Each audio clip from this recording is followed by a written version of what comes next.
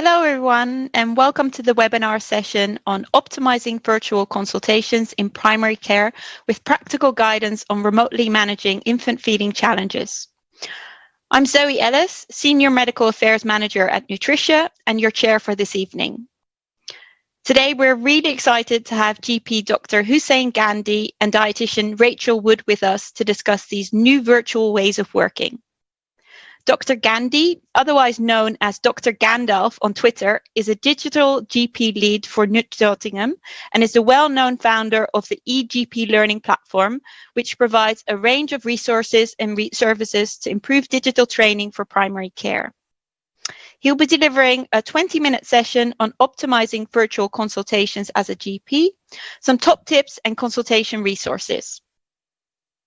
Following this, Pediatric specialist dietitian Rachel Wood will then run a 20-minute session with case studies on how to practically manage common infant feeding conditions such as reflux and colic, and advice on how these can best be managed remotely. During the talks, please submit questions via the text box below this video, and following Rachel's session, there will be dedicated time for some live Q&As. So don't miss the chance to ask any questions that are on your mind throughout the session. And now, without further ado, we will move on to Dr. Hussain Gandhi's presentation.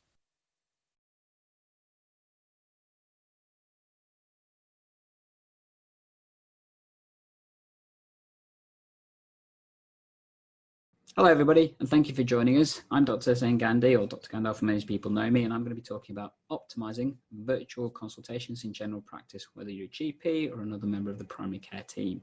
First thing I'm going to say is don't panic. You're going to get access to all these slides straight away after we finish presenting, so don't worry about having to take significant notes or getting all the access to the links and stuff.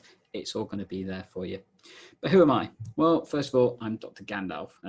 Many people actually know me more so as this, and that's kind of where I live on social media and various other platforms. So if you ever see that kind of avatar, yeah, that's me. Obviously you get to see me slightly differently today though. I am a GP partner at Nottingham practice at Wellspring Surgery, where I'm coming through you live at the moment. So yeah, you can kind of see where I work.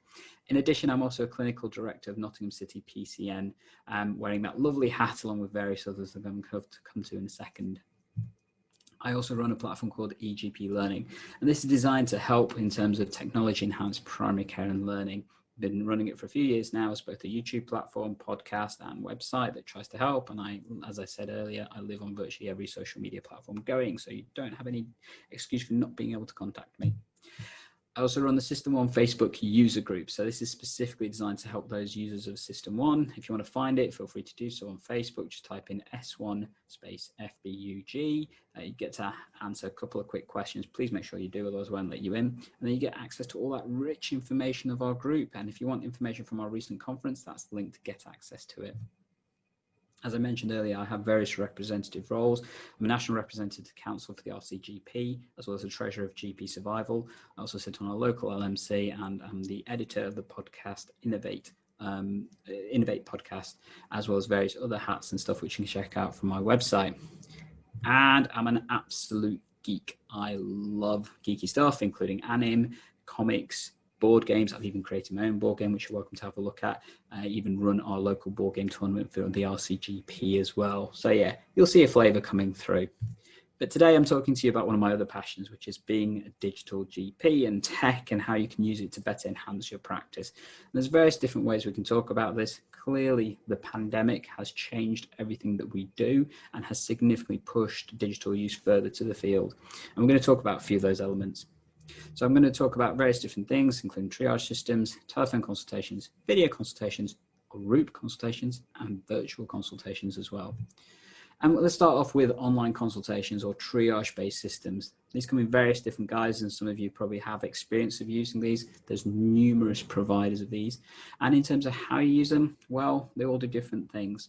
I guess the key thing is it's basically sending information that's asynchronous to you. So that means that it happens at one time and you get it another time and the response is not live, unlike obviously a normal consultation or a telephone consultation. And that has benefits, but it also has challenges. And I know many people are worried about the workload implications, but it can be really useful for getting quick bits of information and reassuring patients when it comes to certain elements of how they consult. Definitely need to make sure you look at your workflow, but we'll come to that in a second. Telephone consultations. If you go back a year or so, several practices were using telephone consultations. Some were using that as their priority method of access to patients. And actually now we're seeing over 80% of practices use telephone consultations on a regular basis with their patients. Clearly, NHS England have suggested this needs to happen as part of the total triage element post the pandemic kicking off. But actually, it can be really useful, the amount of information you can get. And it is definitely the forefront of the way we practice at the moment in comparison to other routes like video, which many thought would be the panacea of online and digital consultations. Talking of which, how do we assess people when it comes to video consultations? Well, we're going to talk about this in a little bit more detail shortly. There's lots of different ways you can use video consultation, and certain things that do work really well, but also certain things that do not work so well through video consultation, and understanding how you're going to balance that in practice is really important. So to talk about that briefly, I'm just going to talk about a couple of quick key principles when it comes to video consultations, and some of this does apply, like I said, to telephone consultations as well. The first, and that's your preparation, and I've split this up into person, place, and time. It's nice to have it in an easy to remember way. When we're talking about place, it's important to remember where you're doing the video consultation is really important, whether that's in your practice or whether that's at home, and how you structure that. So if it is going to be at home, are you going to be in a confidential area? Are you away from noisy parts like the road and that kind of stuff? How are you going to stop the children, for example, bursting in whilst you're mid-consultation with a patient? These are the factors you need to think about, as well as logistical stuff like your Wi-Fi, your internet speed, power, making sure you're not too far away from a plug, but also the kind of equipment you've got. What kind of PCs are you using? Are they up to the scratch? Have you got two screens? It's a massive benefit having dual screens to do video consultations, one for the patient, one for you to access the system, and definitely a top tip recommendation from myself. Person, how are you going to be through this? It's important to remember you're in a good place to do the video consultations, but also how do you look? It may sound weird, but actually it's important to remember that, for example, wearing lines or check shirts when you're doing video consultations can be quite disorientating. And there's even some information out there about people having migraines and seizures as a result of observing people on screens with funny clothing. It's one of the reasons why people don't tend to wear striped shirts on TV. But in terms of other things, from working as a person, how are you going to engage with the patient, and what kind of things you need to be aware of, really important. And time, how are you going to structure video consultations into your clinic? Are they going to be scheduled ones that you offer to patients at bookable times that you engage with the patient? Or are they going to be upgraded ones? So in effect, you're going from online or telephone consultations to video consultations. That's how many people tend to use them, because we're not seeing the full use of video consultations like many people expected it to happen. And that's purely because of that reason, that actually video consultations take time. There's the element of onboarding, connection, all those kind of things that need to be taken into account. I'm going to talk about a few of those in a second. So when you go to start your video consultation, how are you going to do that? Well, there's different aspects to consider. First and foremost is the connection check and making sure that the patient can do that properly. You are going to be acting as a host for the patient. You're going to be helping them start this, particularly if they've never done this before. So making sure that works. How are they going to get the link? How are they going to get onboarded? One of the things we do at our practice is I send all the patients a link, and with that is a separate one, a video link of showing them exactly how to use the device and stuff. Make sure you've done it yourself so you understand that. And then when you start, there's the inevitable, can you hear me? No, can you hear me? Can you see me? Yeah, you have to deal with that. But then straight away, one of the things you need to look at is your ID and privacy check. So confirming the patient's name, date of birth, and address is a good way, 3 points of identification. Also consider other ways. When was the last time you had an appointment with us? Can you tell me a name of a medication that you regularly have from the practice?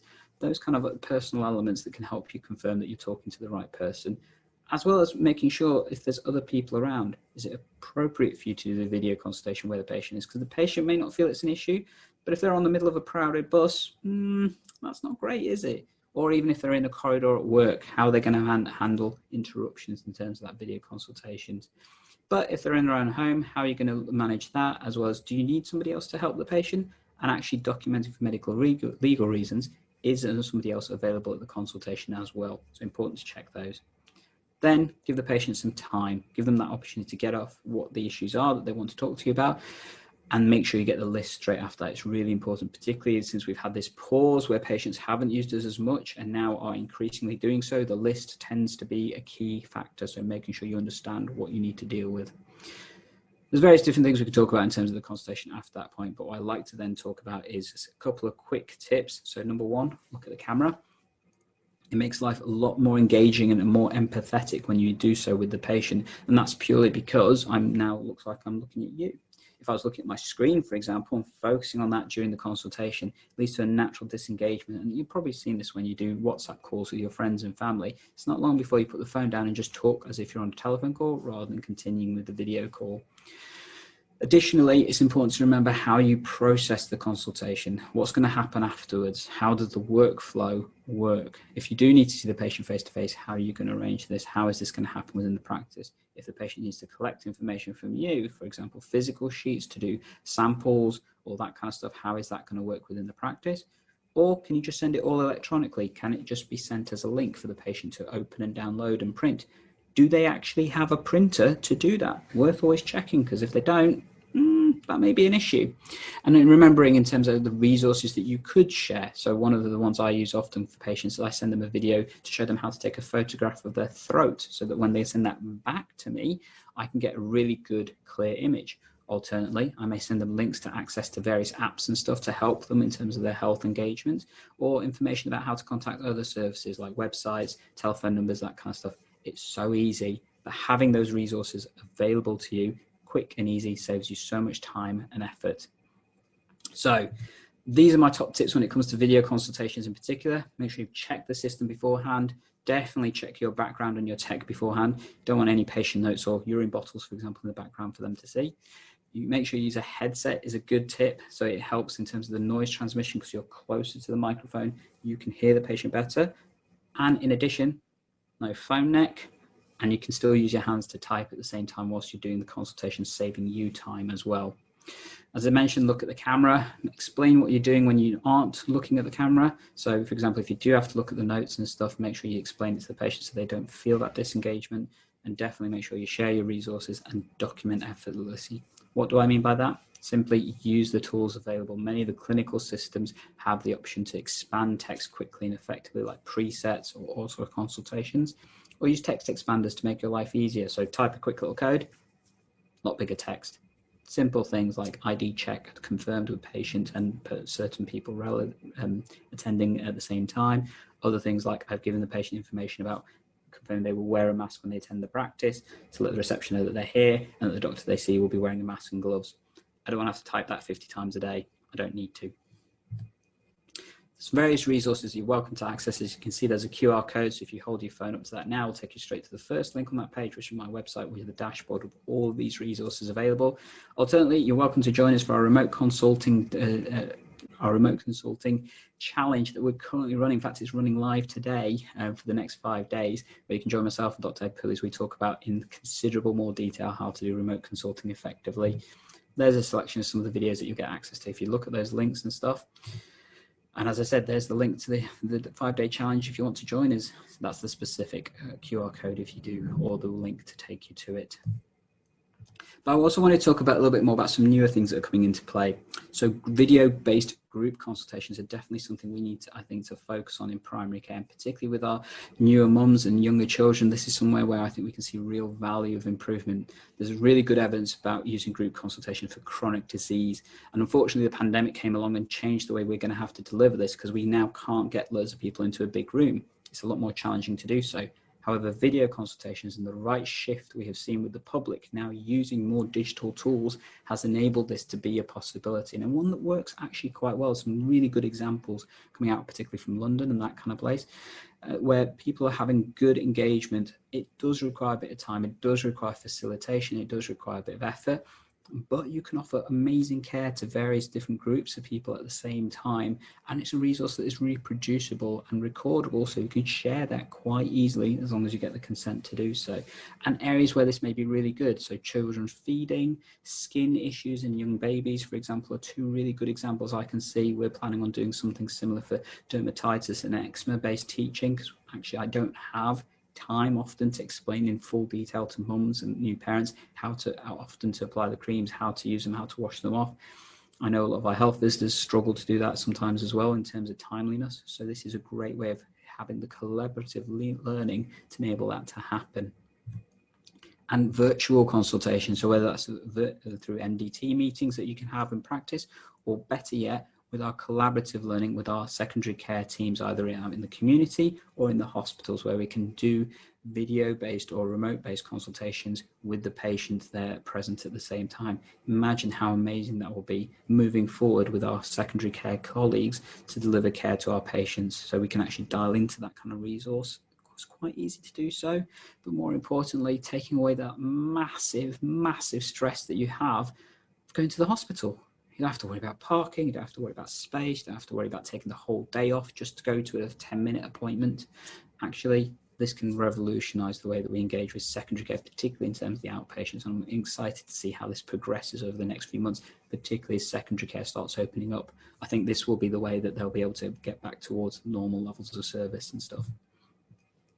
Last little bit, I'm just going to talk briefly about some of the tech you may want to have access to. So medical technology is definitely something we encourage people in our local area to try and engage with, both from patient and from clinician perspective. In terms of patients, one of the things I recommend to all new mums when I see them, make sure you've got a thermometer.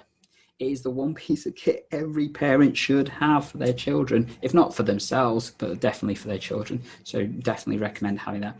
One quick point, I recommend the infrared thermometers, the forehead-based ones. Important to remember, they're not always as accurate because they have to be accustomed to the room that they're in when you do that. So remind parents about that. And also for newborn babies, a lot of the thermometers may not be as accurate, particularly the forehead ones and stuff. So make sure you're using the right one. When we're talking about in practice, one of the pieces of kit I love using right now is my digital stethoscope. Particularly, I use a particular brand called Echo, which you can see there. And I've got it right here as well. And this is awesome because it has noise cancelling developed into the stethoscope itself that you can use that just makes that sound so much clearer and purer. And I liken it to going from watching standard definition TV with your normal stethoscope to going to HD, but with sound. And it's so much nicer. But in addition, you can record the sound because of the Bluetooth element onto your computer, and you can send that to the clinicians for secondary review or for teaching purposes, or sharing even within your own practice for secondary advice. And I think that's going to be really useful, particularly for our younger patients where you're querying whether or not they may or may not have a murmur. Imagine not having to send them off to clinic just to go check if that's what you're hearing or not. Digitally, I also think endoscopes can be really useful, particularly for ears and for throat, because sometimes you can see a lot clearer with using these kind of ones. I always describe the patient, the mom who refused to believe that there was a ball bearing stuck in their child's ear because their child would never do that, until I actually showed them on the screen with my digital endoscope, changed the way that they work and stuff. And finally, Tele Dermatology is a massive way that we're changing things, and particularly in practice, we're seeing increased use of patients submitting photos for us to observe things, to save obviously transmission issues in terms of coming to practices, but also being able to also share with secondary care in terms of when we need to. One quick point, and it is relevant here, important to remember that taking images and storing images of sensitive areas in children, particularly those under the age of 16, it is still considered child pornography. So please do not do that. The intimate areas of those under the age of 16, it is an issue with the law, because for medical uses, there is no exception for that, apart from when you're doing things like safeguarding elements, and that's not necessarily what we would do in primary care. So important to remember that is a consideration you need to be aware of. So that's everything I've covered so far. I hope it's been useful in terms of looking at things like triage systems, telephone consultations, video consultations, and virtual and group consultations that we're going to see develop over time, and a little bit about med tech. I hope you found that effective and useful. If you want to get access to the slides, I said it'd be easy to do so. Just either go to that web link there or hold your camera up to that image, the QR code, and it'll take you straight to the link to complete a form. Fill in the form, I get the feedback, you get the slides. Quick and easy. And if you want more information, feel free to contact me. Happy to take any questions.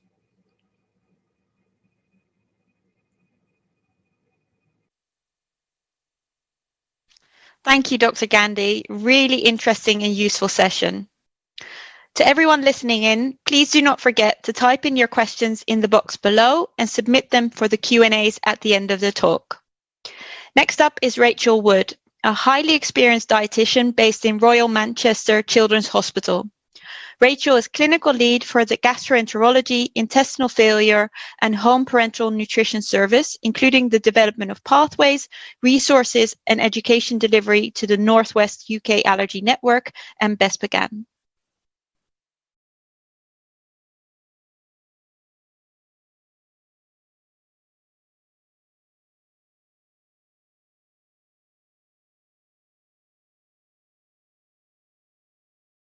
Welcome this evening. I will be talking about the practicalities of managing infant feeding challenges remotely.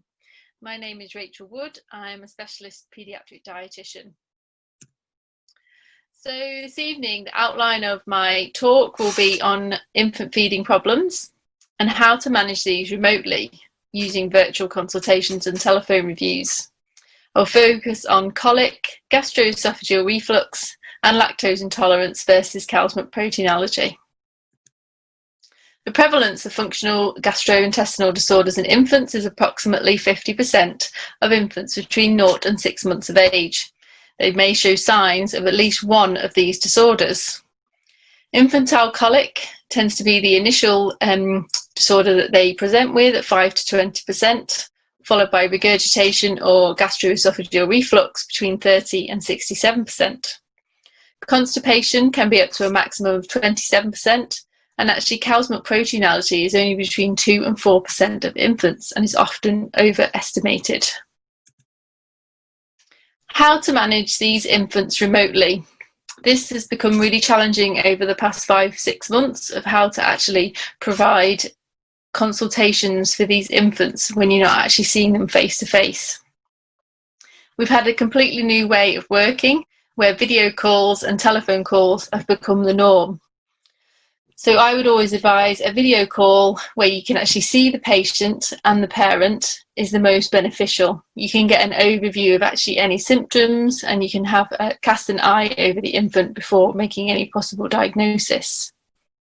It can be really useful if a video call is not appropriate to get photos and videos of them feeding and also of any poos or vomits that they are doing.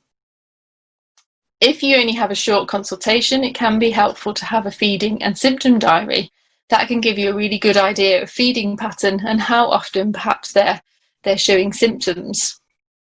Requesting a weight and a length from the health visitor before the appointment. Some parents are happy to do this at home themselves, and health visitors can do home visits to get weights for the infants, so you've got an idea as to whether they are thriving or not. The most important element is a detailed history taking, as this can really pinpoint exactly what the diagnosis is. And unfortunately, this is what takes the time. I'll just talk through a few case studies to emphasise some of the points on diagnosing infants with functional gastrointestinal disorders. Case study 1. A 6-week-old male is the first baby. He's fully breastfed for 4 weeks and has been started on formula at night 2 weeks ago and occasional formula in the day. Mum reports that he's constantly crying and screaming and keeps waking in the night crying. So what else would you like to know? Is this just normal infant behaviour? Is it initial because mum's a first mum that she's worrying about things, but you really need to determine exactly what is going on? So you find out from a more detailed history that the screaming is worse in the evenings. They're sleeping absolutely normally for a 6-week-old baby. There's no family history of atopy or allergy, no eczema and no rashes. So what would you do next? I guess you need to determine if this is infantile colic or if there is something else going on. How would we determine colic? So colic is defined as cause, obscure, lengthy infant crying. And this presents as excessive, inconsolable crying, most commonly in the afternoon and the evening. And the rules of 3 for colic is that it's greater than 3 hours a day for more than 3 days a week and a minimum of 3 weeks. There's often really important to determine actually how long they're crying for and how well the parents are coping with this. It's common to see in the first few weeks of life and usually peaks around 6 weeks of age. This will settle as the infant gets a little bit older. What it isn't is a couple of hours of discomfort experienced by most babies, which can present with early in the evening and associated with wind. It's really important to determine whether this is colic or whether this is just normal feeding for the infant. So as we briefly talked about before, is that it affects about 20% of babies between 3 and 13 weeks, but actually only 1/6 of these will consult a healthcare professional. It can occur in infants whether they're breast or formula fed, whether they're boy or girl, amongst any socio-economic group, and even those with a family history of allergy or not. It can be perceived by mothers as one of the most common problems of infancy and the most problematic, because if your infant's crying inconsolably for several hours a day, several days a week, it's really difficult to cope with. So a lot of the advice around management is about reassurance for parents. And the most important history taking is really important to ensure that there's no other abnormality going on as to why that infant is crying. So it can be important to get history from parents, whether this is from a food diary. There's now some more apps and information out there that parents can complete to assess whether this is colic or whether this is something else. And it's important to assess the frequency and how long they're crying for. Exclude any other causes of the crying. And going through a detailed birth and feeding history is really important. How often they feed, how much do they feed, has it always been like that? Assessing their growth and development. And that's why it can be helpful to view them over a video call, to actually look at them and see if they're managing to do all the developmental stages that we would expect for that age. Making sure there's no signs of acute illness. Checking for temperatures. You can ask parents to do that over the phone or over the call, and assessing that there's nothing else going on.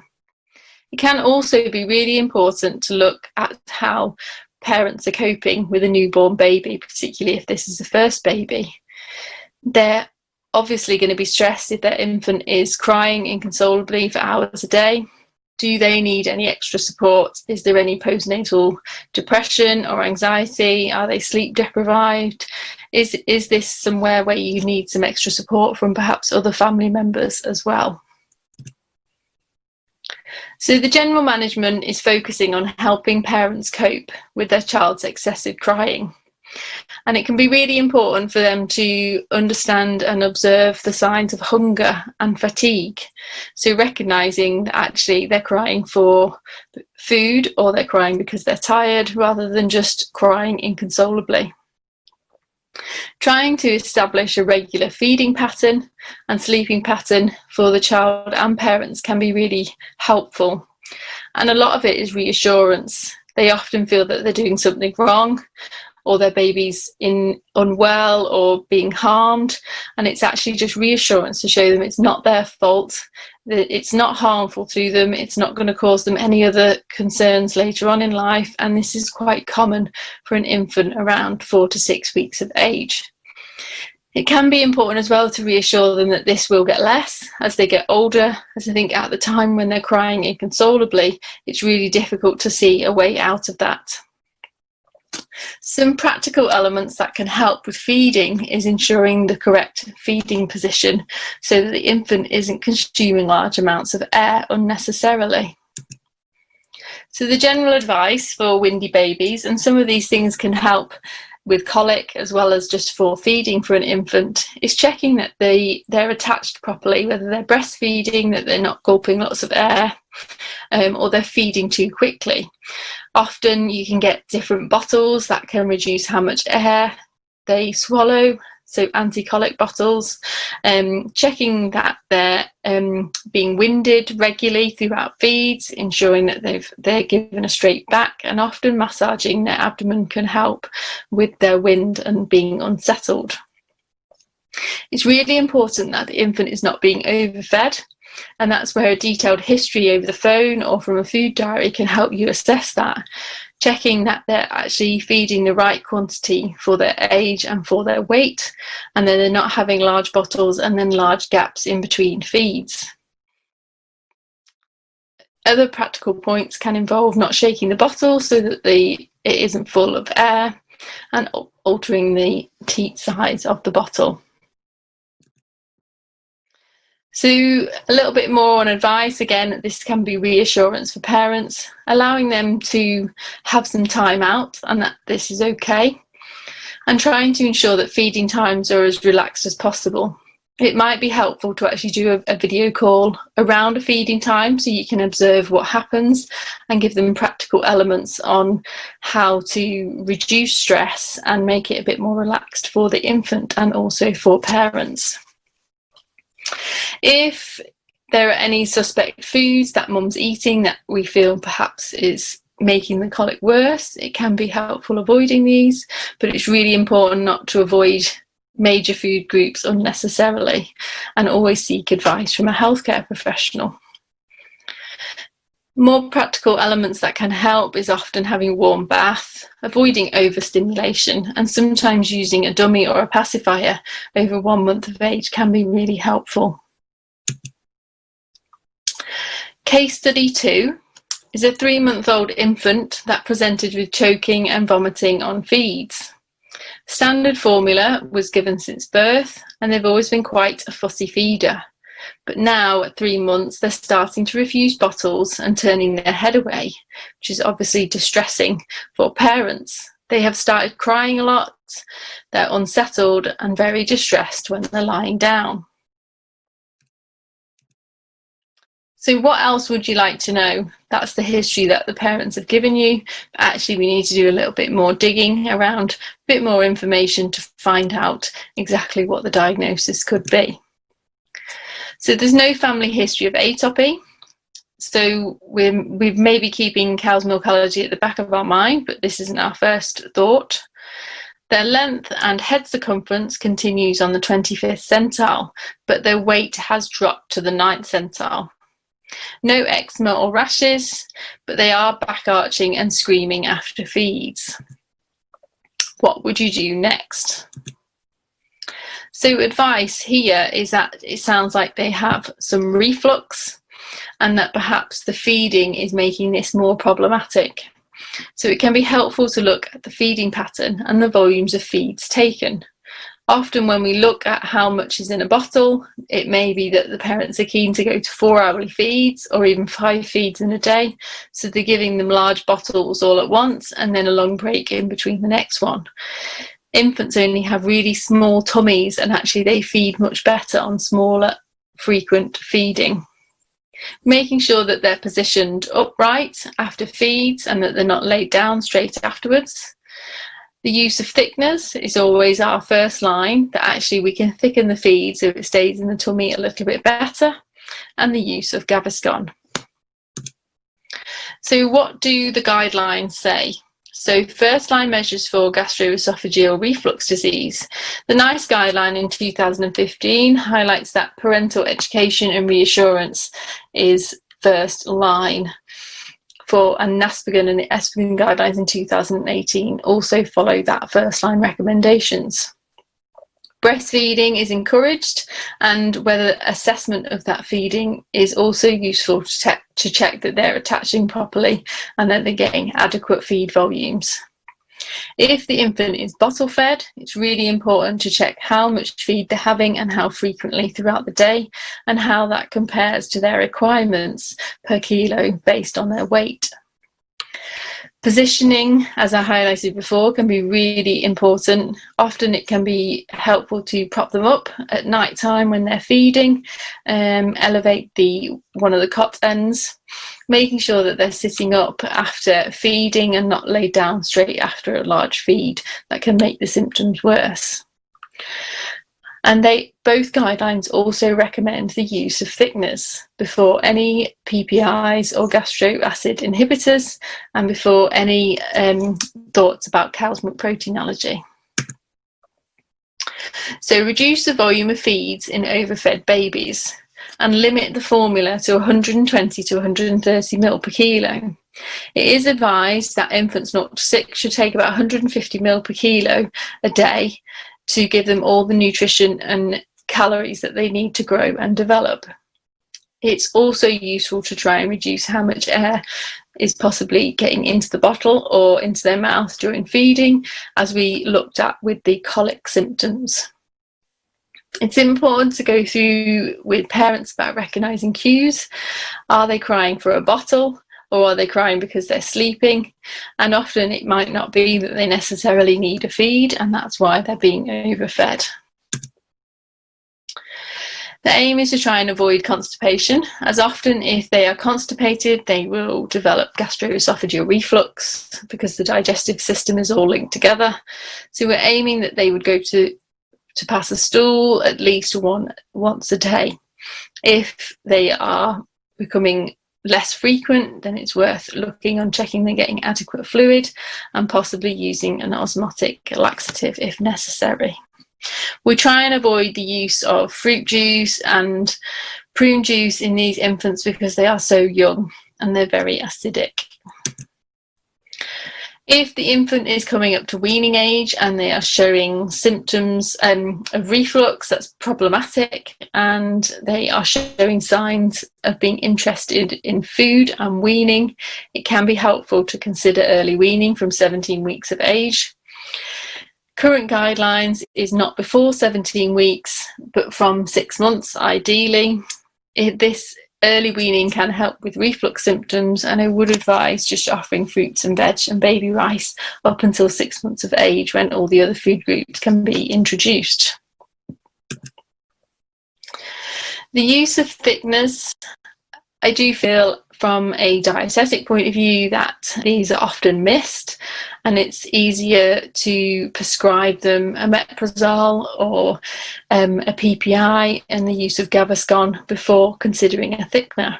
But actually the guidelines recommend using this first line before any of those other treatments. So it is important to note that there are a variety of different thickeners out there and they all work slightly differently. You get thickened feeds that are either pre-thickened formulas, or you get formulas that thicken in the stomach, and you get a thickener that can be added to a standard infant formula.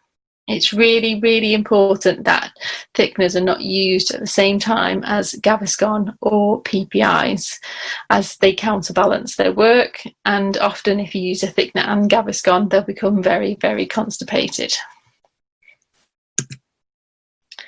So the feed thickening medication, it's the Gaviscon Infant that we know all too well, and this thickens the stomach contents.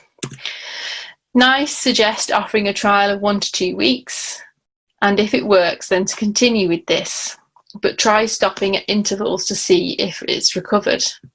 So this works in the way that it thickens the stomach contents, and it's given with the infant formula or the breastfeed around the same time as feeding. It is common that infants using Gaviscon can become constipated, but it's not yet recognised by NICE as a adverse symptom of the use of it. So going back to looking at the guidelines, we've looked at parental reassurance and education, feeding volumes and assessment, positioning, and the use of thickeners. But these infants are still presenting with symptoms. What do we do next? So both guidelines differ very slightly. So the NICE guideline from 2015 suggests then, at this point, if there's no improvement, a 4-week trial of gastric acid inhibitors and refer to a specialist if no better. The Nasvigan and the Esvigan guideline, more recently from 2018, at this point would suggest a 2 to 4 week cow's milk exclusion trial in infants. And if mum's breastfeeding, to go milk free or try an extensively hydrolyzed formula.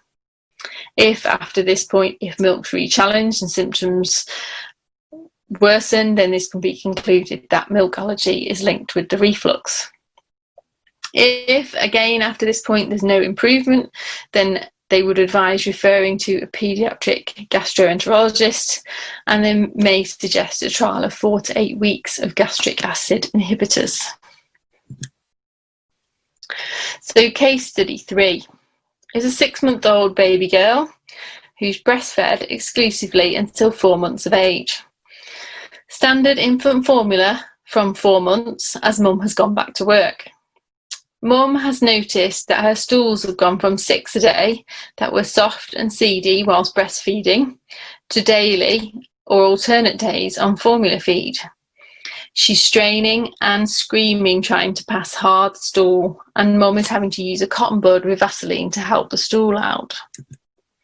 What else would you like to know? So I guess at this point, when you're doing a virtual consultation or a telephone call, it's important to actually see pictures of the poo, and also to look over the infant and assess how much they're feeding, because that can be really important. They're maybe not feeding enough, and it can be a hydration element, so making sure that they're having a normal intake for their age. We know at this point that mum's atopic with hay fever and cat allergy, but again, wouldn't necessarily ring any alarm bells of being a cow's milk protein allergy. We often see that infants that present with milk allergy strain to pass then soft stools, and it seems like this is a harder stool to pass. No eczema or rashes. They're actually having a normal fluid intake. Mild posseting only, not really a problem with reflux or vomiting. No nasal symptoms, and they're thriving absolutely perfectly. So what do we do next?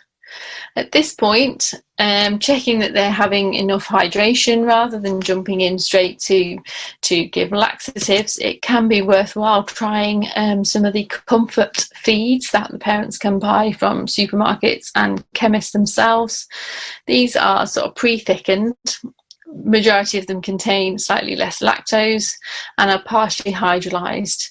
And I guess the important element is that they contain prebiotics, which can help with the bowel function. So the final case study is a young girl who's 9 months old. She's well until developing severe diarrhea and vomiting illness, which we think she got from her brother 4 weeks ago. Unfortunately, the diarrhea is ongoing. She's developed a really sore bottom. She's very upset and miserable, and she's not sleeping very well. So what else would you like to know? This should ring alarm bells that there's gastroenteritis, and perhaps rather than jumping straight to milk allergy, that this could possibly be a lactose intolerance problem. So from the history, we know the families well. So we know that brother had a cow's milk protein allergy in the first year, but milk has successfully been reintroduced at 14 months. We wouldn't advise to avoid milk in a sibling for an infant who's had a milk allergy previously, and we would advise on introducing dairy normally and assess on symptoms. They've received standard formula from birth. No gastroesophageal reflux, they're thriving, and no eczema. So no other symptoms of perhaps a milk allergy. So what do we do next? Rather than jumping to move them onto a trial of cow's milk free, let's have a little look at these symptoms. So there is a crossover from lactose intolerance and milk allergy in that they develop loose, watery, frequent stools. I guess in lactose intolerance, they often have a lot of wind and abdominal pain. They may have previously had colic or have colic if they're around the right age, and they get a very sore red bum because of the acidiness that's coming out of the stools. Even though you can get those symptoms in milk allergy, you're more likely to see mucus or blood in the stools, and they're very offensive smelling. They can get constipation and then passing soft stools, vomiting and reflux. They'll often have eczema and other atopic conditions, poor weight gain, and a family history. So it can be really difficult to determine the difference, and obviously a milk allergy is managed differently to a lactose intolerance. So when we look at what is a food allergy and what is an intolerance, I guess we're looking at the food hypersensitivity. And within a food allergy, whether it's IgE mediated or non-IgE mediated, the immune system is involved. Whether it's an acute reaction or a delayed, the immune system is involved in a reaction with the food protein. This requires a milk-free diet, a trial for 2 to 4 weeks, an introduction and challenge to confirm diagnosis, and then longer-term dairy-free weaning, followed by a future reintroduction. Whereas your food intolerance tends to not involve the immune system. So with regards to the lactose intolerance, the likelihood is that following the gastrointestinal bug that this little girl's had. It has damaged the villi and the mucosa in the bowel, which is where the enzyme lactase lives. And lactase is involved in breaking down the lactose that is in our infant formulas and breast milk. So when there is a lack of this enzyme, you develop symptoms of lactose intolerance, as there's not enough of the enzyme to break down the sugar lactose. And that's why you get the acidy stools and the wind. And normally a trial of lactose-free formula will improve this. So it's important to note that within a formula you have lactose, which is the sugar, and you have the protein, which is involved with the milk allergy reaction. So for this infant, given the history, I would trial her on a 2-week trial of lactose-free formula or diet. These can be purchased from supermarkets and chemists. They don't need to come on prescription. And continue for this for 6 weeks if you notice that there's an improvement in symptoms. So at this point, it can be really helpful for parents to keep a feeding and symptom diary so that this can be assessed and look at the frequency of stools, and also using video call or photos to examine the infant's bottom and their symptoms. So after 6 weeks, we would envisage that the lactase enzyme has started to increase, and we would slowly reintroduce lactose and dairy back into the diet. No long-term avoidances are needed, and this is focused just in the bowel rather than using all of the immune systems as in a milk allergy. So if after a 2-week trial there's no improvement, this is when other causes could be considered, and a trial of possibly an extensively hydrolyzed formula with the thought that this could be a cow's milk protein allergy need to be considered. So in summary, given the 4 case studies that we've gone through and looking a bit more at colic, reflux and lactose intolerance versus cow's milk allergy, we've highlighted that the importance of a detailed feeding history. It takes time, but that can really help us determine what the diagnosis is and what treatment and advice is required. Use of apps and feeding diaries and pictures can be really helpful. Looking at the poos, observing how frequently they're going, pictures, frequency, colour and type can all help determine which diagnosis this is. We know for all parents that feeding is what they want to do for their child, and when there's problems around feeding and sleeping and crying, they need a lot of reassurance and hand-holding. And this can be really difficult when you're not able to see them face to face. And often this is why using a virtual consultation can be helpful, as you can actually pick up on mother's cues and behaviour and how she's managing, and if further reassurance and support is needed. So generally with infants, there's an overuse of your proton pump inhibitors and your gastric acid inhibitors, as they're easy to prescribe, and often infants stay on these for too long. But as we've seen from the guidelines, there are many more steps that are much more effective before the use of medications. And finally, making sure that there are regular reviews and support for these families, that they don't get left managing these infants on their own, even if it's just reassurance and to parents to tell them that they're doing the right thing. So I hope you've enjoyed listening to this webinar, and I will be available for questions. Thank you very much.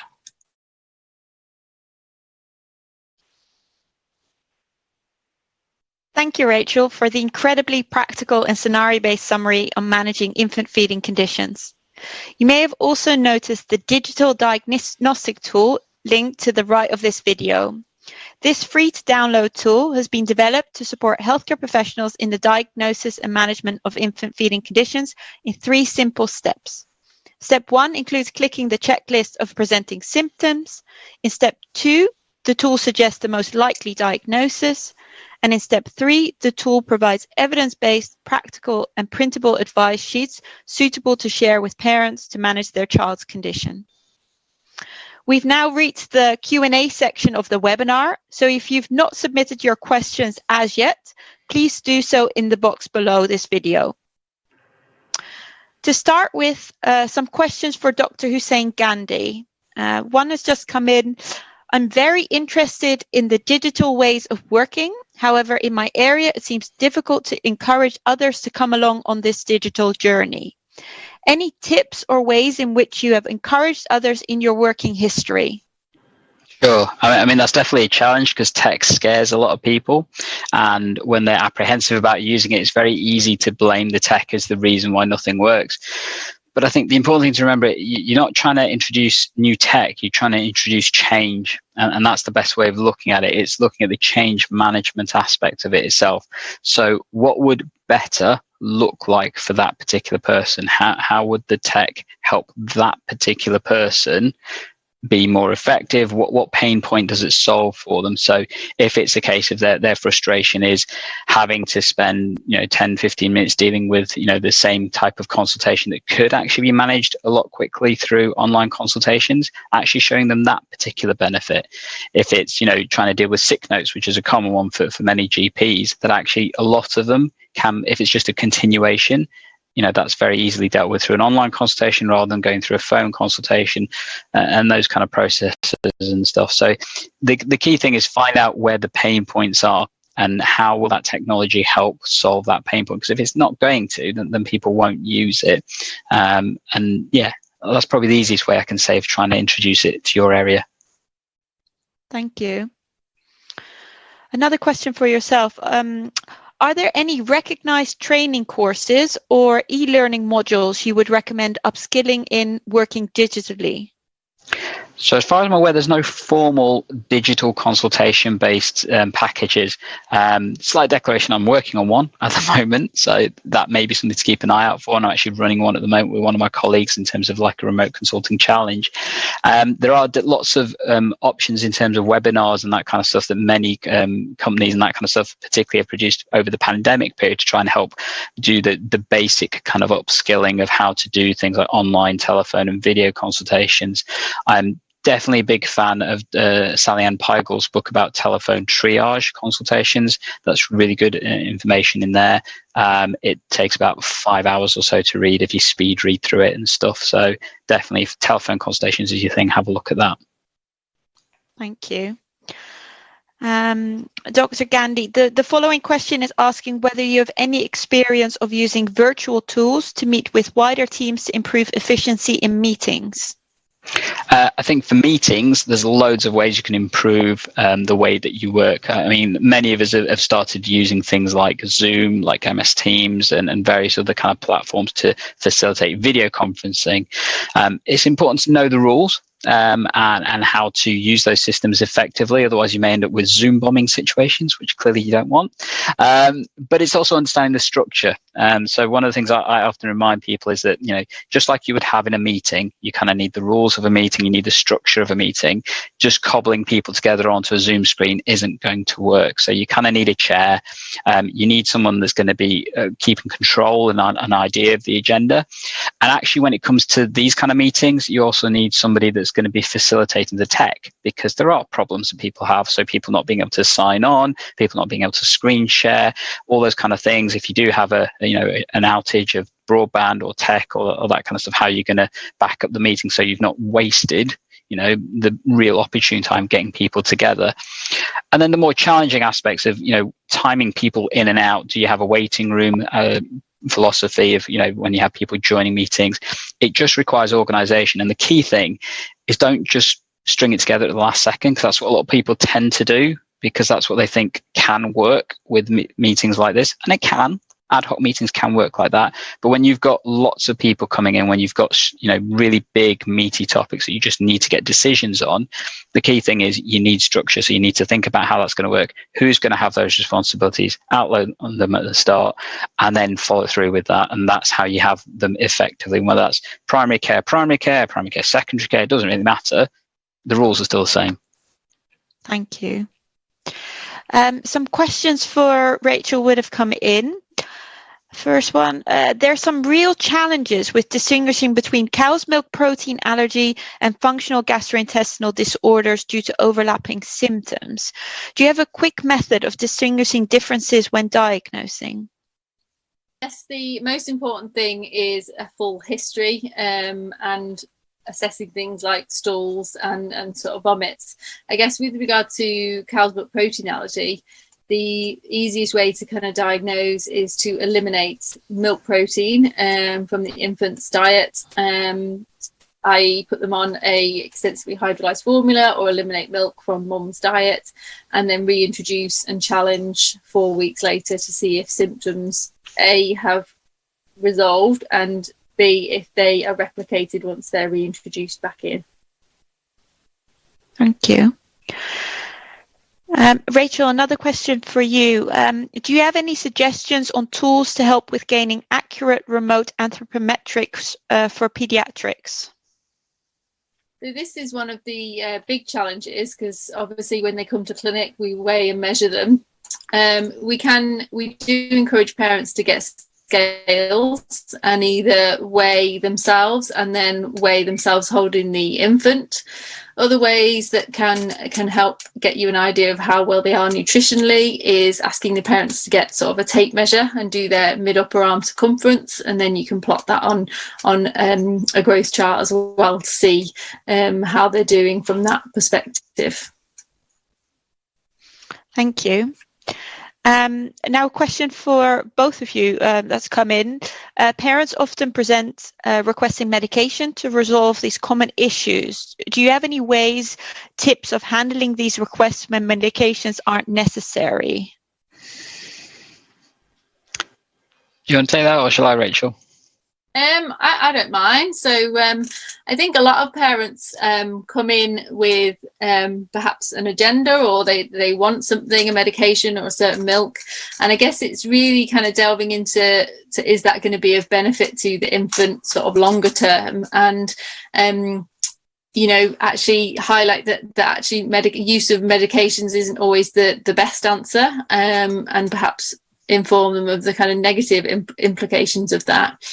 And as long as they kind of have something that can resolve them, for example, like with regard to reflux, is sort of infant feeding patterns and thickeners and other things that kind of avoid the use of medications, so that they have something. I think they often want a quick fix, and it's not always the best answer for them. Yeah, no, I definitely agree with that. I think, like you say, when you're struggling with a little one that's crying, upset, and you're upset because they're crying and upset, the quick answer is the one that many people want. But like you say, it's highlighting both the pros and the cons of what treatment can do. So classic one, like you mentioned, with reflux is the fact that Gaviscon often aggravates and worsens constipation. And if they're already dealing with that, and then you're adding that in, actually you're making things worse in some other ways, trying to fix one problem, when actually just adjusting a couple of other things may help actually more effectively and not come with the downside of potential worsening constipation, which after having that with my son, would never want to wish that on anybody else again. Thank you. Rachel, do you recommend partially hydrolyzed milk formula in the UK? It depends what its use is for. So we don't recommend partially hydrolyzed formulas for cow's milk protein allergy. So you would need to have extensively hydrolyzed formula as a first line. The partially hydrolyzed formulas are available over the counter for parents with infants that are perhaps suffering with colic or constipation, and they tend to be kind of a first line before you're kind of looking at, is this a milk allergy? But they're definitely not suitable for an infant with a diagnosed cow's milk protein allergy. Thank you. This is an interesting that's come in for both of you. How are you managing patients who are mute and deaf using virtual consultations? It's definitely challenging.